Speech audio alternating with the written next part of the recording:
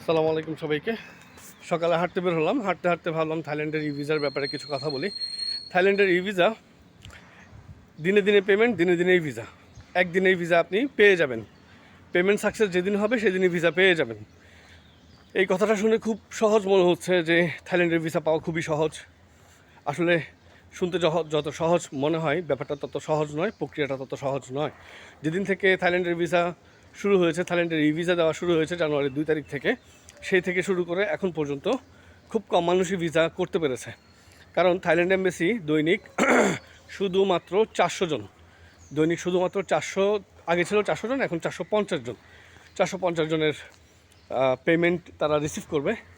তো এই যে 450 জনের দৈনিক তারা 450 জনের পেমেন্ট রিসিভ করবে, তাও সকাল 9টা থেকে শুরু করে খুব অল্প সময়ের মধ্যে এই পেমেন্ট তারা, এই যেই কোটাটা থাকে 450 জনের, সেই কোটাটা শেষ হয়ে যায়।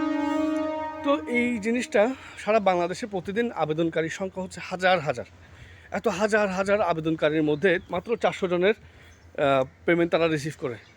তাহলে বুঝুন সবাই পেমেন্ট করতে পারবে, বিষয়টা তা নয়। এবং খুব সহজে যে তার পেমেন্ট নিয়ে নিবে, ব্যাপারটাও তা না। এটা একটা লটারির মতো অবস্থা হয়ে গেছে। হাজার হাজার মানুষ প্রতিদিন সকালে থাই ভিসার পেমেন্ট করার জন্য তাদের সার্ভারে হিট করার সাথে সাথে তাদের সার্ভার হ্যাং হয়ে যায়, তাদের সার্ভার গ্যাট টাইম আউট হয়ে যায়, অনেক রকমের প্রবলেম দেখা যায় তাদের সার্ভারে, এবং কোনোভাবেই ভিসা করাটা, পেমেন্ট দেওয়াটা খুব সহজ হয় না। একটা মানুষ দিনের পর দিন ট্রাই করতেই থাকে।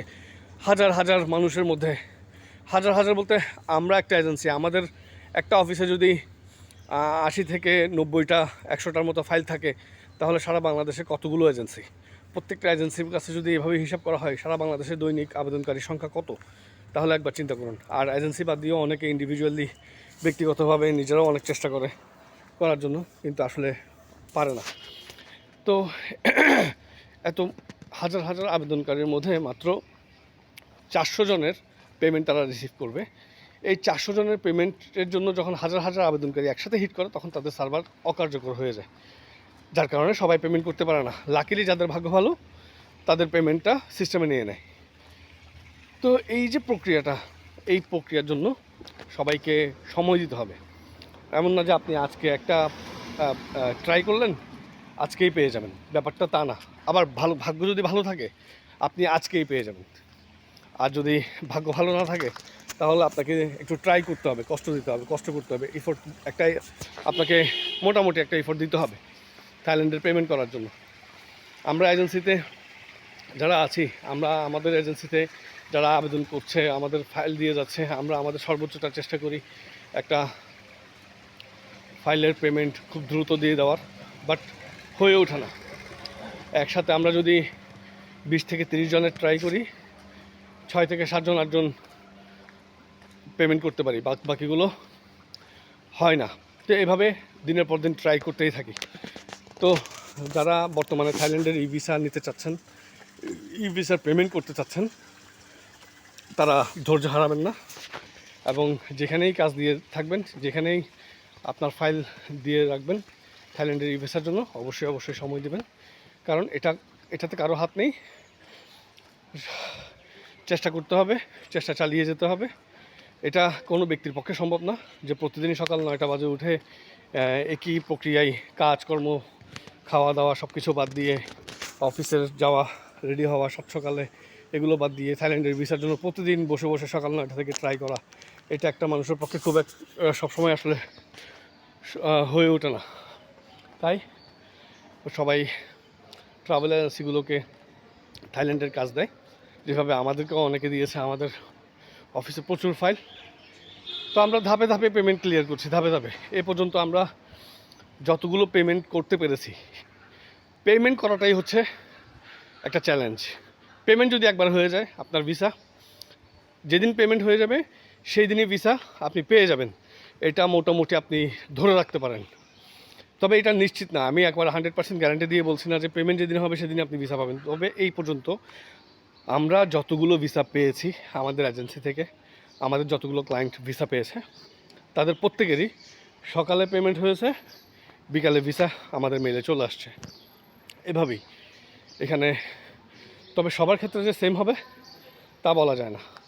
যারা আগে থাইল্যান্ডে গিয়েছে, যাদের প্রোফাইল ভালো, ফিনান্সিয়াল স্টেটমেন্ট ভালো, হ্যাঁ, যাদের ব্যাকগ্রাউন্ড ডকুমেন্টস দেখেই যাদের ব্যাকগ্রাউন্ড ভালো মনে হবে তাদেরকে হয়তো বা দিনে দিনে দিয়ে দিচ্ছে। তবে এ পর্যন্ত যত ভিসা পেয়েছে সবগুলো যেদিন পেমেন্ট হয়েছে সেদিনই ভিসা চলে আসছে।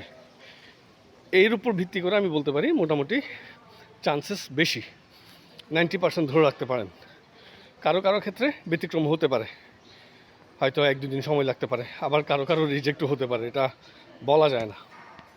তো সব মিলিয়ে থাইল্যান্ডের ই ভিসা আমরা শুনে যতটুকু সহজ মনে করেছিলাম, যতটুকু সহজ মনে হয়েছিল ততটুকু সহজ না।